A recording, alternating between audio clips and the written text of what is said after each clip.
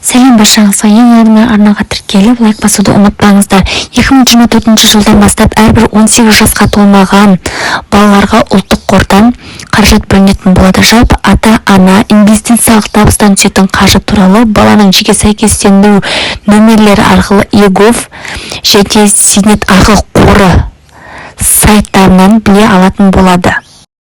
Мен сіздерге еговқа баланы қалай тіркеу жолдарын көрсететін боламын. Ұялы телефоныңыз Android болатын болса Play Market'тен, iPhone болатын болса App Store'дан egov.kz мобайл приложениесін тартып аласыздар.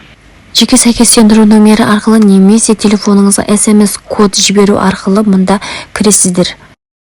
Бізде бірінші бет ашылады. Бірінші беттің оң жақ төменгі бөлігінде профиль батырмасын басасыздар. Үшінші тұрған жанұя батырмасын басасыздар. Бізде жұбайыңыз және балаларыңыз бойынша ақпараттар шығады. Біз балалар бөліміне өтеміз.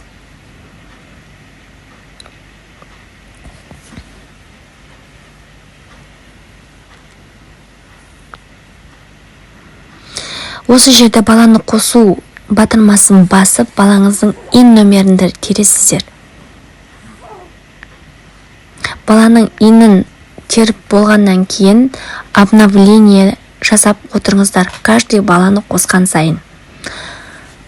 Осылай жалғастыра бересіздер. Ақпарат пайдалы болса, лайк басуды ұмытпаңыздар.